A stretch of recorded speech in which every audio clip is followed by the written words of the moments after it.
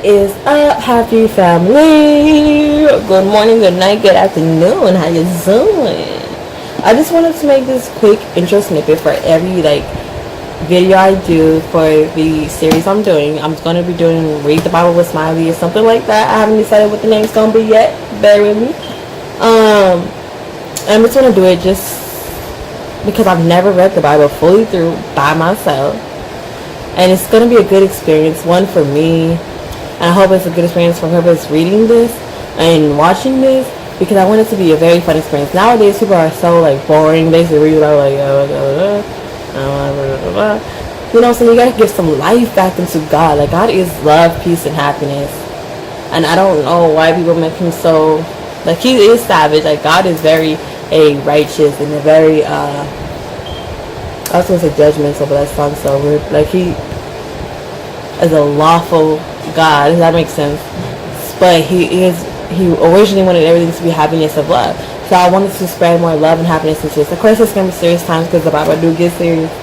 But mainly, I just want everything to be happy. And I want to save at least one soul. So if you're watching this and you're one soul that's going to save, please DM me. And even though I'm inspiring you, even if you didn't watch one video and I'm inspiring you, you never watch me again, girl, that's fine. I just want to say one soul from eternal damnation of hell, and then all of this will be worth it. Even if I only save myself, because I'm doing this to save myself too, then all will be worth it. Again, if you want to know my religious beliefs, because I don't have a religion, but I do believe in God and Jesus Christ. To get more into that, I will link that down below. So, that being said, I don't want to be leading the people the wrong way. And I believe the Bible has been mistranslated, misconstructed, I don't even know if that was the word. And people might have added or watered down some stuff in the New Testament. Right now we're in the Old Testament. I think everything's in the Old Testament, but I don't know. So, before we even get into anything, I want to make sure everything is true and pure and right. So what I'm going to do is I'm going to put my hand like this with the Bible, and we're just gonna pray. Thank you guys so much for watching this video. I hope everyone has a great day. Enjoy yourself. God is great. Amen.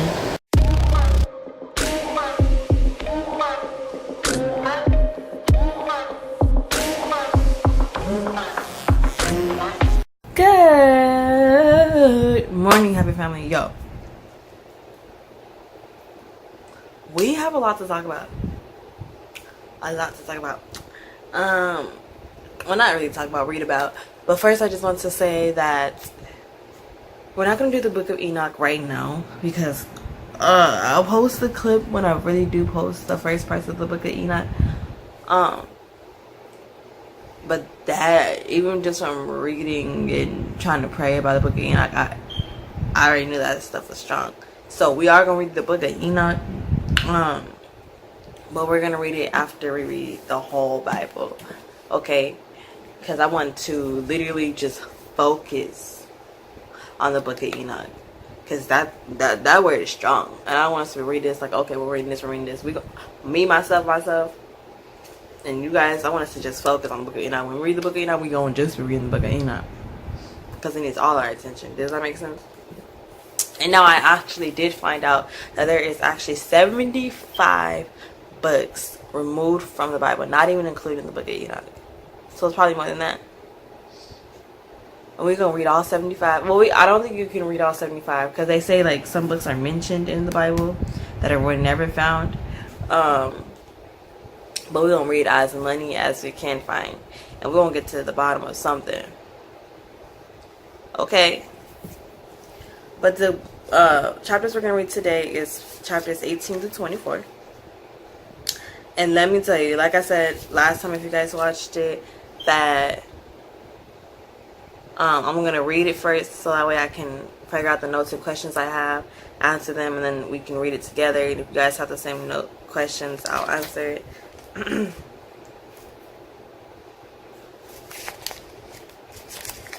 Yo. Not 18 to 24, 19 to 24. This chapters are crazy. There's a lot that happens in a little bit, so I'm just gonna get into it. Okay, so we're at chapter 19 of Genesis. How many chapters is there in Genesis? I think it's 50. Yeah, there's 50 chapters and 25. 50 chapters and 25 verse is the last one.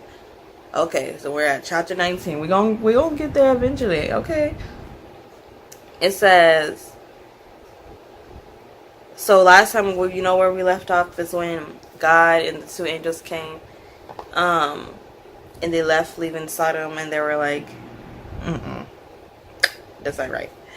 So this time, it's starting off with the two angels arrived in Sodom in the evening, and Lot was sitting in the gateway of the city when he saw them. Lot, is Abraham's nephew.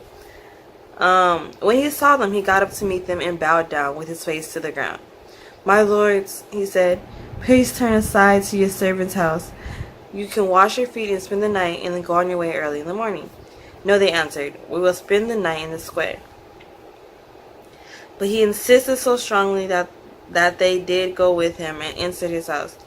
He prepared a meal for them, baking bread without yeast, and they ate. I had to figure out what bread without yeast was. Why was it important? I guess it explains that a little farther down, that why they're supposed to eat bread without yeast. But I think it's like flat bread and like tortilla looking bread. But before they had gone to bed, all of them. Oh wait. We gotta pray. Okay. Sorry, y'all. Dear God, sorry for forgetting to pray again. But thank you, God, for waking us this morning to read to you. Thank you for giving us this word of God. Please lead us the right direction. Please lead everybody the right direction. Thank you for everything you do for all of us watching this video, and me and my family. Thank you so much. In Jesus' name I pray, amen. Okay, and we're going to go again. What was I saying? Before they had gone to bed, all of the men from every part of the city of Sodom, both young and old, surrounded the house. They called to Lot. This is what they said to Lot. "Where are the men, the angels, who came with you tonight? Bring them on to us so we can have sex with them." They told Lot. They seen the angels, the men that speak to God and are close to God. They said, "We singing with some angels. Let's go fuck them. Like, let us fuck them." I feel like there's human beings that would do that right now. This is why the world's so simple. Anyways, Lot went outside to meet them and shut the door behind him and said, "No, my friends, don't do this wicked thing. Look, I have 2 daughters who have never slept with a man. Let me bring them out to you, and you can do what you like with them. But don't do anything to these men, for they have come under the protection of my roof." So he's like, I let them in. I'm not going to let you take them. They finally, they just accepted his invite. They didn't even want to stay with him. And now it's like, he's like, "Oh, shit, it's my fault. I know your hair." Oh. But he offered up his own daughters. He's like, here, take them. They're supposed to be, take them. Because by then, Noah already did the flood, so he didn't know about the Nephilim spirits and all of that. And how angels and men having sex is just the same. Oh, Lord. Okay.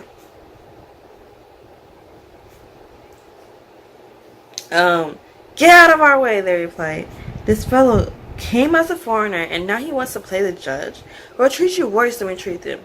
They kept pressuring on Lot and moved forward to break down the door. Like, move. They were trying to, push through the door. But the men inside, the angels, reached out and pulled Lot back into the house and shut the door. They struck the men who were at the door of the house, young and old, with blindness, so that they could not find the door. So they made them blind. I don't know how, but probably with their magical powers or something, they made them blind.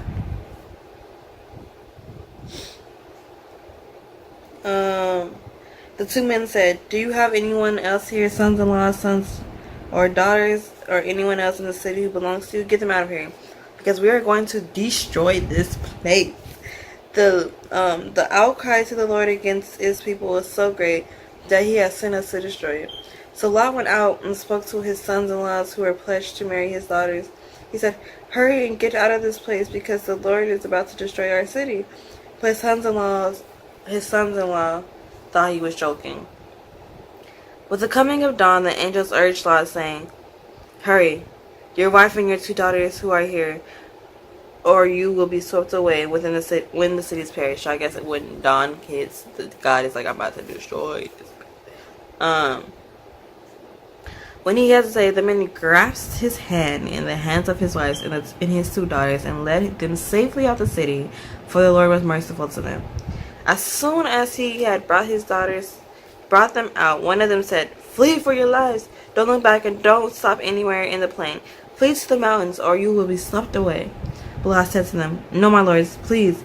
Your servant has found favor in your eyes, and you have shown great kindness to me in sparing my life. But I can't flee to the mountains. This disaster will overtake me and I'll die. Look, here is a town near enough to run to, and it is small. Let me flee to it. It is very small, isn't it? Then my life will be spared. He said to them, very well, I will grant you this request too. I will not overthrow the town you speak of, but flee there quickly, because I cannot do anything until you reach it. That is why the town was called Zor. I guess it says that Zor means small because it's a small little town. So they decided to spare. And all of those they destroyed. Sorry, y'all. I just woke up. For the Lord told me to preach, I'm going to preach.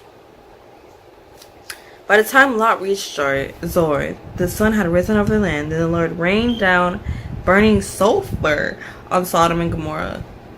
He burned them. Ooh. Well, he did say he wasn't going to flood the road anymore with the rainbow, okay?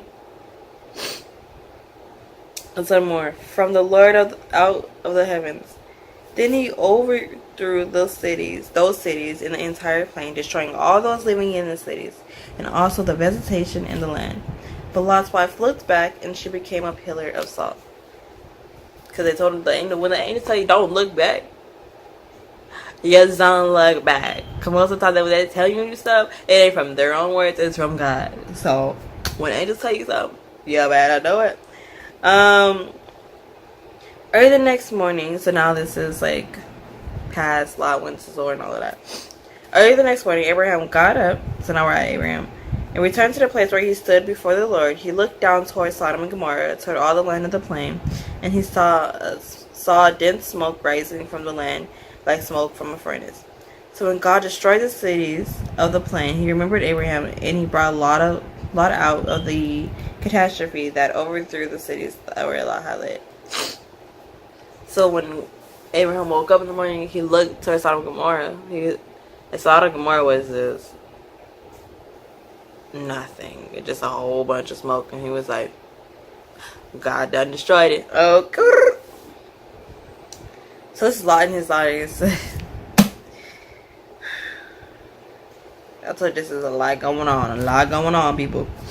This is verse 30 of chapter 19, and it says, Lot and his two daughters left Zor and settled in the mountains, for he was afraid to stay in Zor. He and his two daughters lived in a cave. So I'm like, oh, they was already cavemen. Okay, they was living out of a cave. Okay. One day the older daughter said to the younger, our father is old, and there is no man around here to give us children, as is the custom all over the earth. Let's get our father to drink wine and then sleep with him and preserve our family line through our father. So like, our father is old, so he about to be no longer childbearing, like he no longer able to produce a child, and there's no men around here, so we have to get pregnant by him before he gets too old. So let's make is that a drug in the father? Because there was no drugs, I don't think yet. Let's just make him hella drunk, that's to the point so he'll have sex with us and we'll have a kid. Like, that's just... So apparently Lot wouldn't want to have sex with him sober, because he's gonna be like, no, you guys are my daughter. No. So I guess incest was not started to be a little weird. That night they got their father to drink wine, and the older daughter went in and slept with him. He was not aware of it when she lay down or when she got up, so he didn't know he was having sex with her when they were having sex or in the morning when they woke up, or before or after. The next day the older daughter said to him, last night I saw your father, let's get him to drink wine again tonight. and you go in and sleep with him. We can preserve our father line through we can preserve our family line through our father. So they got their father drink wine that night also, and the younger daughter went and slept with him. Again, he was not aware of it when she lay down or when she got up.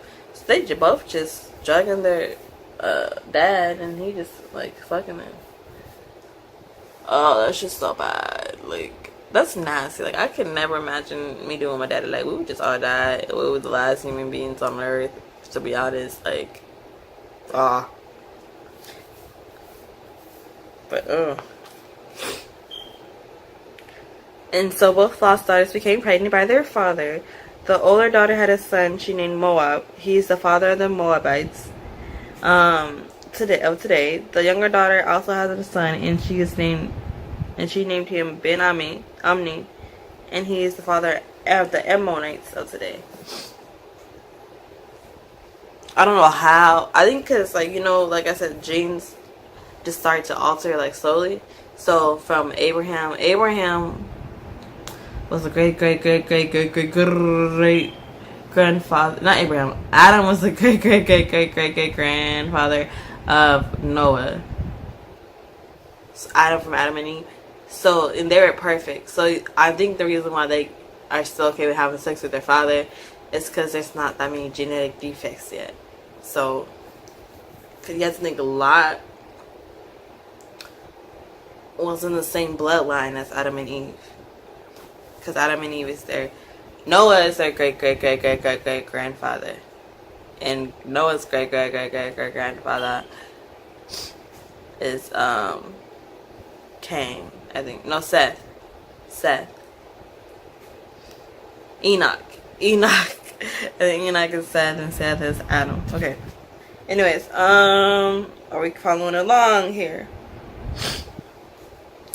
Now we are at chapter 20. Now Abraham moved on from there into the region of the Negev and lived between Kadesh and Shur for a while. He stayed in Gerar. And there Abraham said to his wife Sarah, "She is my sister." Then Abimelech, king of Gerar, sent for Sarah and took her. So now again, like he did with the Pharaoh in Egypt, Abraham is like still saying that Sarah is his sister to other people so they don't kill him trying to get Sarah. But God came to Abimelech the king in a dream one night and said to him, "You are as good as dead, because the woman you have taken, she is a married woman." Abraham, I'm a copywriter for Abraham.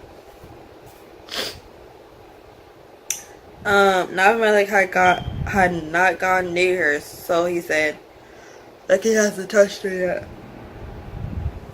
"Lord, will you destroy an innocent nation? Did he not say to me, she is my sister? And didn't she also say he is my brother? I have done this with a clear conscience and clean hands." Then the God said to him in the dream, "Yes, I know you did this with a clear conscience, and so I have kept you from sinning against me. That is why I did not let you touch her." Now return the man's wife, for he is a prophet, and he will pray for you, and you will live. But if you do not return her, you may be sure that you and all who belongs to you will die. Early the next morning, Abimelech summoned all his officials, and when he told them that all that had happened, they were very much afraid. Then Abimelech called Abraham and said, "What have you done to us? How have I wronged you that you have brought such a guilt upon me and my kingdom? You have done things to me that should have never been done." And Abimelech asked Abraham, "What was your reason for doing this?" Abraham replied, "I said to myself, there is surely no fear in God in this place, and they will kill me because of my wife. Besides, she is really my sister, the daughter of my father, though not of my mother, and she became my wife. And when God had me wander from my father's household, I said to her, this is how you can show your love to me. Everywhere we go, say of me, he is my brother." Then Abimelech brought sheep and cattle and male and female slaves and gave them to Abraham.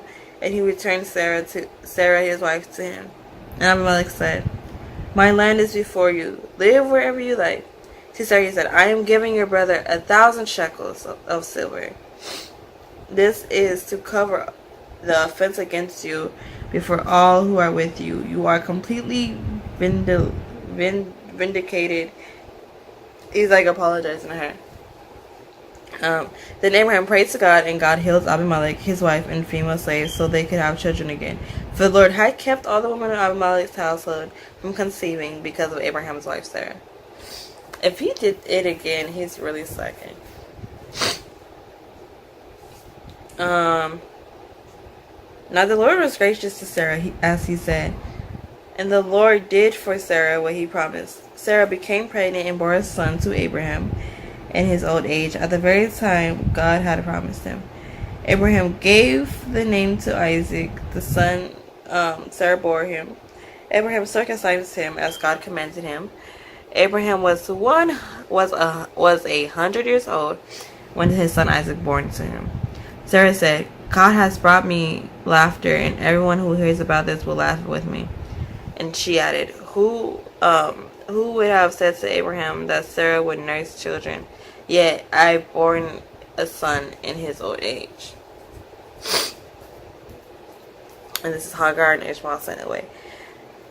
The child grew and was weaned. And on the day Isaac was weaned, Abraham held a great feast. Weaned had to get circumcised. Because of the little wiener. But that's what I don't think they're talking about. But Sarah saw that the son whom Hagar, the Egyptian, had born Ishmael. See, Abraham was mocking. Like, remember they said he will be a wild donkey of a man. Now she's seeing that he's starting to be a wild donkey of a man. She's like, ew. What is wrong with this kid? But anyways, and she said to Abraham, get rid of that slave woman and her son, for that woman's son will never share in the inheritance with my son, Isaac. That's kind of effed up, but I don't know. I'm trying to think if I would do the same thing, maybe. The matter distressed Abraham greatly because it concerned his son. But God said to him, do not be distressed about the boy and your slave woman. Listen to whatever Sarah tells you, because it is through Isaac that your offspring will be reckoned. So he's like, your bloodline will go through Isaac, not really Ishmael. So don't really be tripping, okay? Early in the morning, Abraham took some food and a skin of water and gave them to Hagar. He set them on her shoulders and then sent her off with the boy. She went on her way and wandered in the desert of Beersheba. When the water in the skin was gone, she put the boy under one of the bushes. So when they were like out of everything, she put the boy under the bushes, and she went off and sat about a boy shot away, like a little bit away, I think, not too far.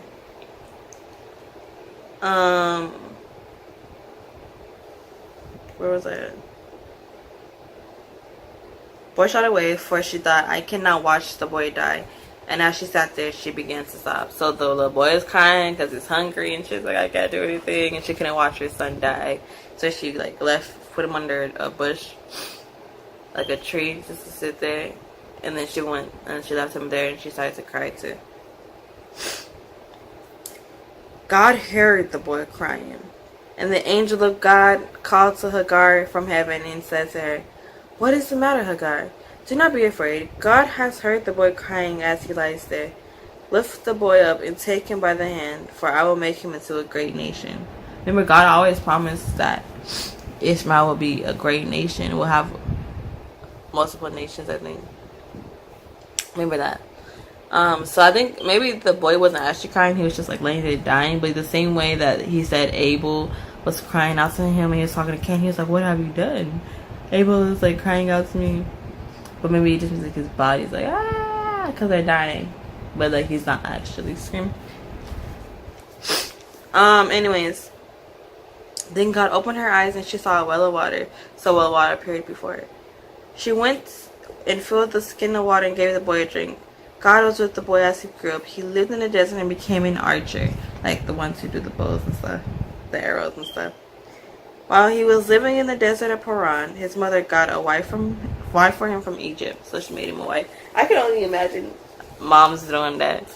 Like, okay, here's your wife. I think she's good. Look, she cooks, she clean. Oh, look, she's pretty. Look. Yeah. You wife her up. Okay, so they have the little notes here. And this one is about Sarah. Now the Lord was gracious to Sarah, as he had said, and the Lord did for Sarah what he had promised in Genesis 21:1. Sarah's name means princess. Then it says, God gave Sarah a great promise the day he told Abraham he would give them a son. Even though many years went by and Sarah thought she was too old to have children, God did what he was promised. Isaac was born. The Bible is full of promises of God. His mercies are every morning. See Lamentations 3:22-23. He gives us beauty instead of ashes and the oil of joy instead of mourning. See Isaiah 61:3. His power is made perfect in our weakness. See 2 Corinthians 12:9. You can find countless promises of God, such as all these throughout the Bible, and scriptures assures us God is not human that he should lie, not a human being that he should change his mind. Does he speak and then not act? Does he promise and not fulfill? That's Numbers 23:19. Sarah is proof of how God is faithful to fulfill every single one of his promises. Do you need encouragement today? Search the scripture for a promise you can cling to. It will anchor your soul through even the wildest storm. Your heart will feel a peace that cannot be explained. Why? Because like Sarah, you will be trusting in God who made the promise, and God is faithful. Okay. And this is the Treaty of Beersheba, which is chapter 21, verse 22. At the time, Abimelech and Phicol, the commander in forces, said to Abraham, God is with you in everything you do. Now swear to me here before God that you will not deal falsely with me or my children or my descendants. Show to me in the country where you now reside as a foreigner, and it's the same kindness I have shown you. Abraham said, I swear. Then Abraham complained to Abimelech about a well of water that Abimelech's servants had seen. But Abimelech said, I do not know who had done this. You did not tell me, and I heard about this only today. So Abraham was like, okay, we can make a treaty that we all gonna be good with this trade and stuff, but y'all tore down a well that I need. And then the king is like, I don't know what you're talking about. And so Abraham brought sheep and cattle and gave them to Abimelech. And the two men made a treaty. Abraham set apart 7 ewe lambs, EWE lambs, from the flock. And Abimelech asked Abraham, what is the meaning of these 7 ewe lambs you have set apart for themselves? He replied, accept these 7 lambs from my hand as a witness that I dug this well. So he's like, let me get this well and part of this land, I don't know, and I will give you these 7 lambs, like a trade-off. So that place was called Beersheba, which I think is the place that Ishmael and the lady were walking through and were like dying. Which is funny how they're both talking about a well. That has to be God. God be making connections in the most weird ways, but there you go.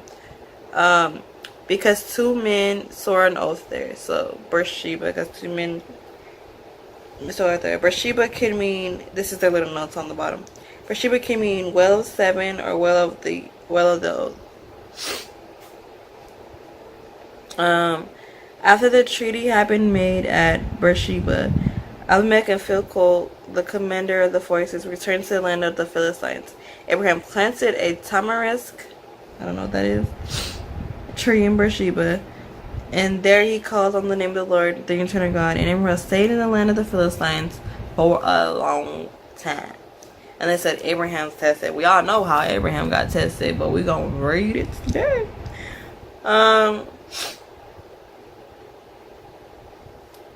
So it says, Sometime later, God tested Abraham. He said to him, Abraham, here I am. He said, here I am. Did you miss one? I'm just kidding.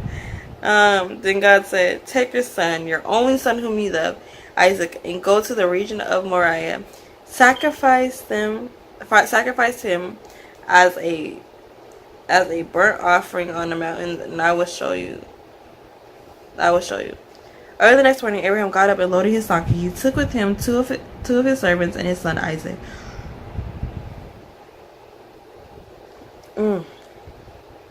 When he had cut enough wood for the burnt offering, he set out for the place that God had told him about. On the third day, so I guess he was walking for a long time, because on the third day, walking, or maybe he was building it for a long time, Abraham looked up and saw the place in the distance. He said to his servant, stay here with the donkey while I and the boy go over there. We will worship and then we will come back to you. He knew he wasn't coming back, but he didn't want them to follow him and stop him, because he said, he's sad, but he's like, God told me to sacrifice my only son. I'm going to follow God.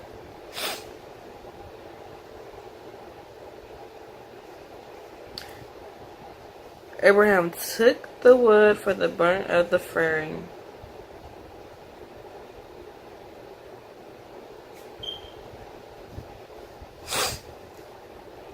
and placed it on his son Isaac, and he himself carried the fire and then the knife.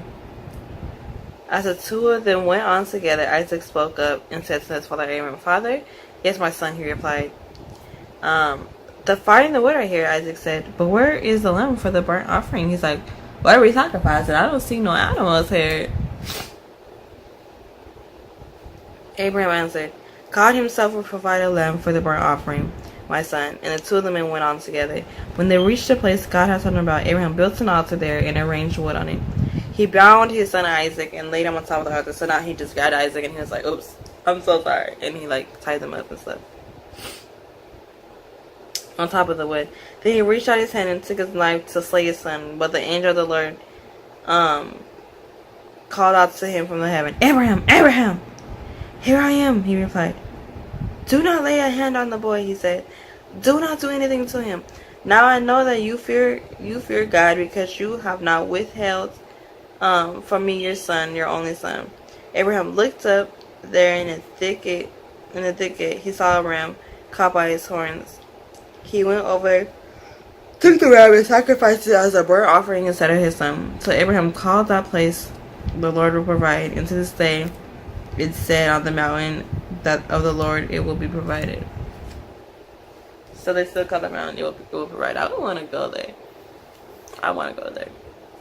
If it's still there today and they call him it will provide, I'll go there. I don't know how people don't believe in God when there's actual places that are monumental geography, facts, history, elements, and they're literally still there. And obviously, maybe they're like, oh, he's crazy, he thought he was talking to God, but it's literally there. The Bible isn't a lot. I don't know how to explain it. Whatever. So anyways, he put the bull poofed in front of him, because God poofed him down or whatever. And then he was so he knew that God accepted his sacrifice and he had to kill his son. God was just trying to test him to see if he would kill his son for him, his only son that he had, and he ain't gonna be bearing no more because his wife can't bear no sons. And yeah.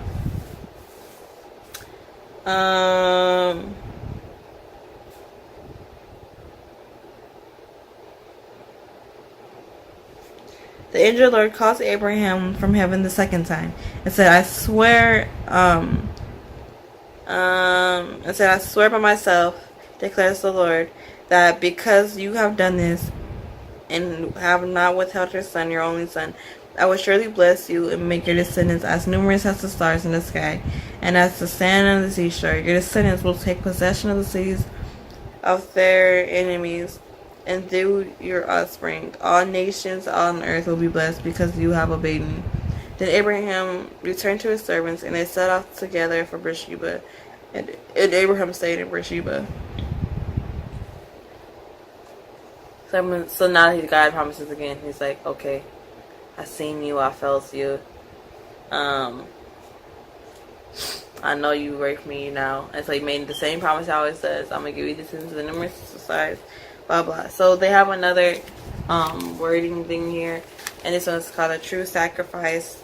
And this is based off of Genesis 22:8, which is, Abraham answered, God himself will provide the lamb of the burnt offering, my son. And the two men went on together. Okay. Abraham had waited years for his son Isaac to be born, and so must have been incredibly shocked when God said to him one day, take your son, your only son, sacrifice him. There's a burnt offering on the mountain I will show you. Genesis 22:2. And Abraham leads with his son to do as God commands. Bible critics point to the scene as an example of divine child abuse, but it's actually a picture of the sacrifice God would one day make by sending his only son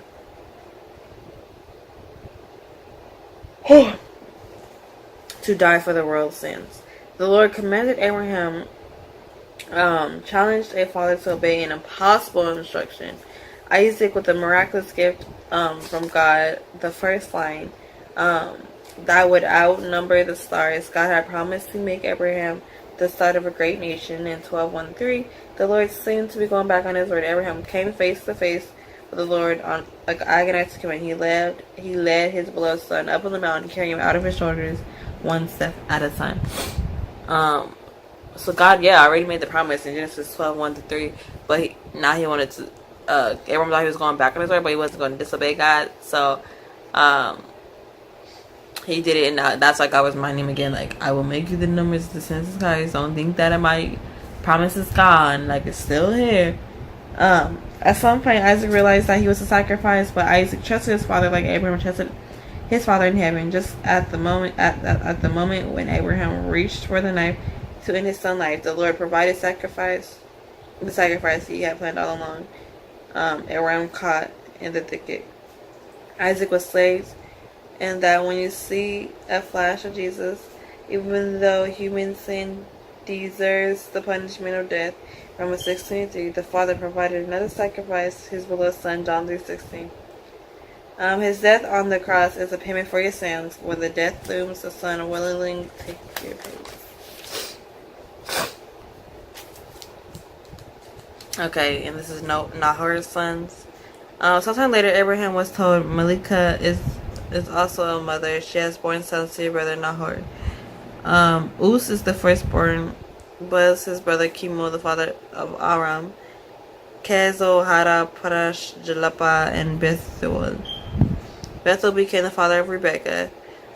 Mila bore these 8 sons to Abraham's brother Nahor. His concubine, whose name was Rima, also had sons, Tiba, Gaham, Tahash, and Makkah. Remember what I said about Rebekah being, Rebekah is Nahor, who is Abraham's brother's granddaughter. Okay? Anyways, because it's going to explain that lineage again, but it sounds more confusing. Just think about it like that. Nahor is Abraham's brother, and Nahor's granddaughter is Rebekah. Okay? What time is it? I gotta go to work. Ooh, child. Okay, it has to be done pretty soon. Anyways, we're on chapter 23, which is the death of Sarah. Sarah lived to be 120 years old. She died in the Kirath Arba, that is Hebron, in the land of Canaan. And the Abraham went to mourn Sarah and to weep over her. So she died of old age. Then Abraham rose from beside his dead wife and spoke to the Hades. He said, I am a foreigner and a stranger among you. Sell me some of your property for burial site here, so I can bury my dead. The Hades replies to him, so listen to this. You are a mighty prince among us.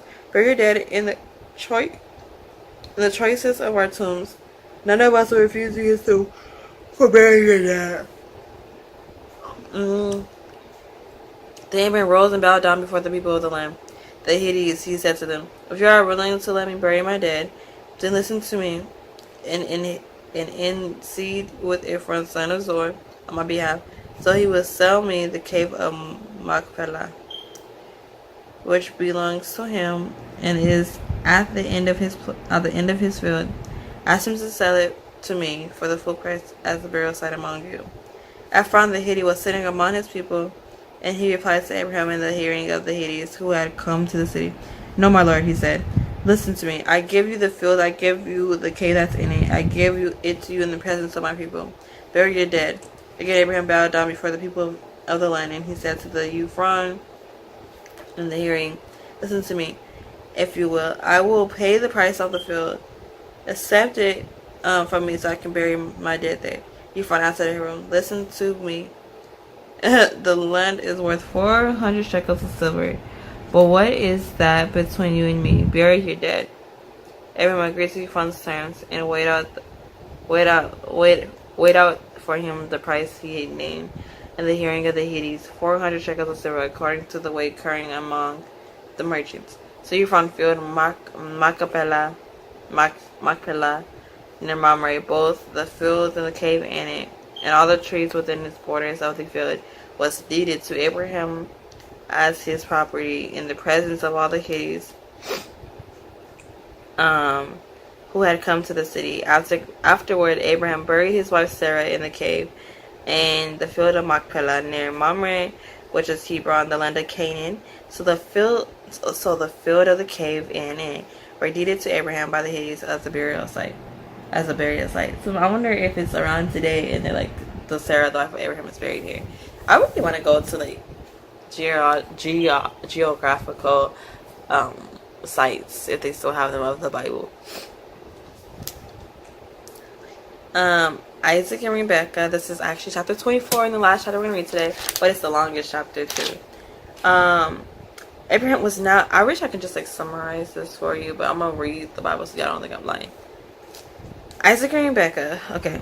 Abraham was not very old, and the Lord had blessed him in every way. He said to the senior servant in his household, the one in charge of all that he had, put your hand under my thigh. I want you to swear by the Lord. So I guess this is how they do swearing. When you put your hand under their thigh, that's how you swear. That's a little weird, but whatever. I want you to swear by the Lord, the God in heaven, that the God of earth, that you would not get a wife for my son from the daughters of the Canaanites among whom I am living, but will go to my country, my own relatives, and get a wife for my son Isaac. They say that maybe he didn't want to give the Canaanites. I think he didn't want to give the Canaanites when Isaac's married Canaanite because God said that. I think he wanted to keep everything in his lineage because God said he's going to bless him in his lineage, his genealogy. I don't know.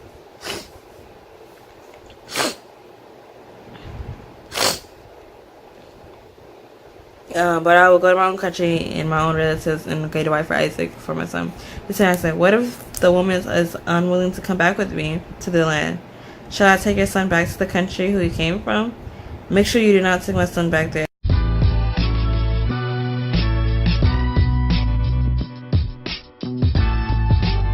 Heaven, who brought me out of my father's household, and my native land, who spoke to me and promised me an oath, saying, to your offspring I will give this land. He will send his angel before you so that you can get away from my son from there. If the woman is unwilling to come back with you, then you will be released from the oath of mine. Only do not take my son back there. So the servant put his hand under the thigh of the master Abraham and swore the oath to him concerning this matter. The servant now taken with him 10 of the master's camels, with all the king's, all kinds of goods, things from his master, out for Aram Naharaim, and made his way toward the town of Nahor. He had his camels kneel down near the well outside the town. It was toward the evening, the time when women go out to draw water, to get water. Ooh, my nose is starting to run. It's okay. We on this last chapter. We gonna finish it. Then he prayed, Lord God of my master Abraham, make me successful today, and show kindness to my master Abraham.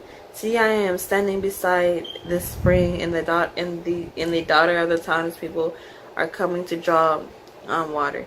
Maybe it be that when I say to a young woman, please let down your jar that I may have a drink, and she says, drink, and I'll water your camels too. Let her be the one you have chosen for your servant Isaac. By this I will know that you have shown kindness to my master. Before he had finished praying, Rebecca, remember who Rebecca is, came out with a jar on her shoulder. She was the daughter of Bethuel, son of Milcah, who was the wife of Abraham's brother Nahor. The woman was very beautiful, a virgin. No man had ever slept with her. She went down to the spring, filled her jar, and came up again. The servant hurried to meet her and said, "Please give me a little water from your jar." "Drink, my lord," she said, and quickly lowered the jar to her hands and gave him a drink. After she had given him a drink, she said, "I'll draw water for your camels too," until they had gone enough to drink. So she quickly emptied her jar. I'm wondering, like, when they drink from, like, the water of, like, the lake or whatever, kind of live in the desert, wouldn't it be, like, sand and leaves and stuff in there? I mean, but there is no purified water, so I guess that's all they really had back then. "I'll draw water for it." After she gave him a drink, she said, "I'll draw water for your camels too," until they had enough to drink. So she quickly emptied her jar into and though went back to draw more water and draw enough for all the camels. Without saying a word, the man watched her closely to learn whether or not the Lord had made her journey successful. When the camels had finished drinking, the man took out a gold nose ring weighing a beka and 2 gold bracelets weighing 10 shekels. Then he asked, "Whose daughter are you? Please tell me, is there room in your father's household for me to spend the night?" She answered him, "I am the daughter of Bethuel, the son of Milcah, born to Nahor." And she added, "We had plenty of straw and fodder and wool, and as well as room for you to spend the night." The man bowed down and worshipped the Lord, saying, Praise be to the Lord, the God, my master Abraham, who has not abandoned his kindness and the faithfulness to my master. As for me, the Lord has led me on the journey to my household of the master's relatives." The young woman ran and told her mother's household about these things. Now Rebekah had a brother named Laban, and he hurried out to the man at the spring. As soon as he had seen the nose ring and the bracelets on her sister's arms, and he had heard Rebekah tell what the man said to her, he went out to the man and found him standing by the camels near the spring. "Come, you who are blessed by the Lord," he said. "Why are you standing out here? I have prepared the house and a place for the camels." So the man went out to the house, and the camels were unloaded. Straw and fodder were brought to the camels, and water from him and his man to wash their feet. Then the food was set before him, but he said, "I will not eat until I have told you what I have said today." He's like, "Yeah, this is all good and all, but I really got to tell you some stuff." "Then tell us," Laban said. So he said, "I am Abraham's servant. The Lord has blessed my master abundantly, and he has become wealthy. He has given him sheep, cattle, silver, gold, male and female servants, and camels and donkeys. My master's wife Sarah has born to him a son in her old age, and he has given everything he owns. And my master made me swear an oath, and he said, 'You must not get away from my son from the daughter of the Canaanites, in whose land I live, but go to my father's family in my own clan, and get a wife for my son.' Then I asked my master, 'What if a woman would not come back with me?' He replied, 'Then the Lord before whom I have walked faithfully, will send his angel with you, and make your journey a success, so that you can get a wife for my son from my own clan and my father's family. You will be released from my oath when you go to my clan. Then if they refuse to give her to you, then you will be released from my oath.'" When I came to the spring today, I said, "Lord God, my master Abraham, if you will please grant me success to the journey on which I have come. See, I am standing beside the spring. If a young woman comes," I'm gonna just fast forward because he's just saying the same stuff that just happened.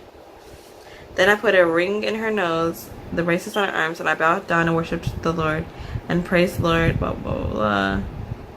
"Now if you would show me kindness and faithfulness to my master, tell me. If not, tell me so I can know which way to turn." So he basically rerun all of that. I kind of skipped it because he was just saying the same thing. Laban bet answered, "This is from the Lord. We can say nothing to you one way or the other. Here's Rebekah. Take her and go, and let her become the wife of your master's son, as the Lord has directed." When Abraham's servant heard what they said, he bowed down to the ground before the Lord. Then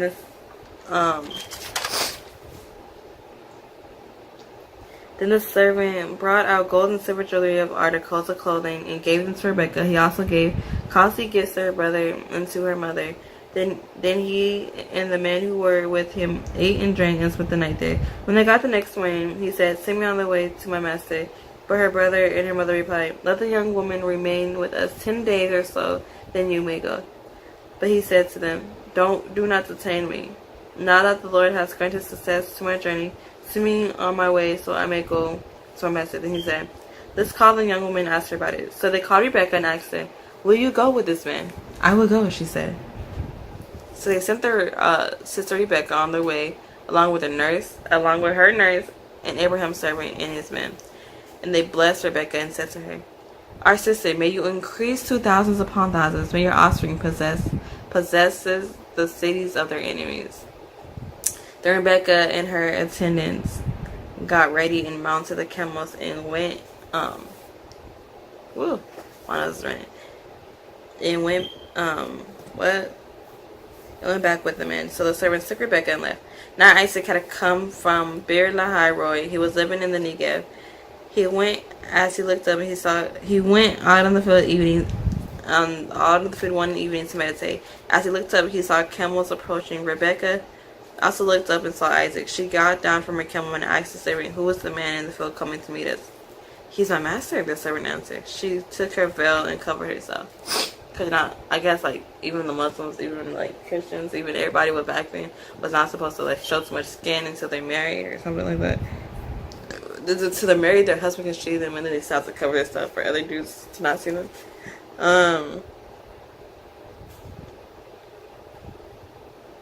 And she covered herself. Then the servant told Isaac all he had done. Isaac brought her into the tent of his mother Sarah. At least they didn't explain what he had done. At least it didn't like show in here because I don't feel like reading that over again. So he took Isaac after the servant told Isaac all he had done.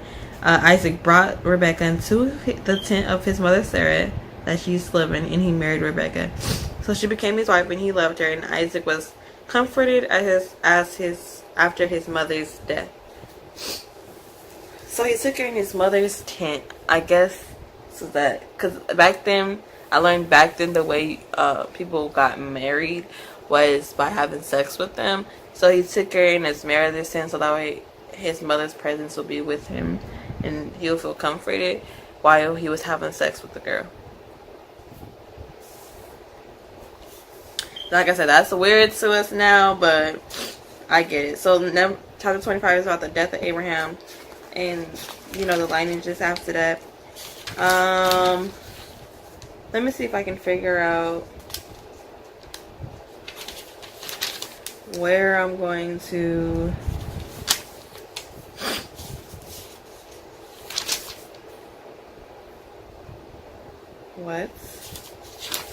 where I'm going to read next time, because that's way too many chapters.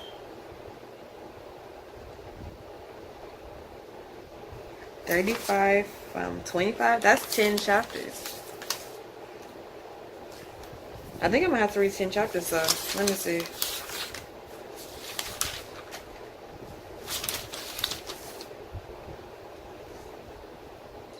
Yeah.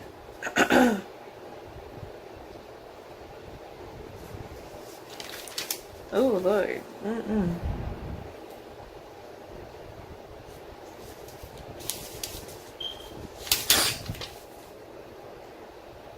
I don't know. I'll figure this out next time. I don't know what I'm going to read yet because that's way too long.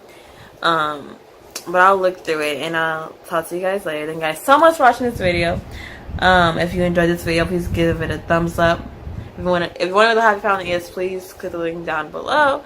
And it will show you what the Happy Family is. But to join the Happy Family, you have to press the subscribe button. After you press the subscribe button, you got to go next to it and press the notification bell. Then you press that button so you can get notified whenever I post. And you can stick with me with the Bible. And we can all read it together. And then we're going to get to the book of Enoch. We're going to try to get to the rest of the 75 books of the Bible that are missing. And we're going to figure it out. Okay, my name is Smiley. You guys are the Happy Family. I'm about to say the whole thing over again. Stay with God. God is great. I'm praying for everybody. Make sure you pray for Dama Wilson because she's going with some stuff right now. I love her. Thank you guys so much. Have a great life. And bye. Mwah.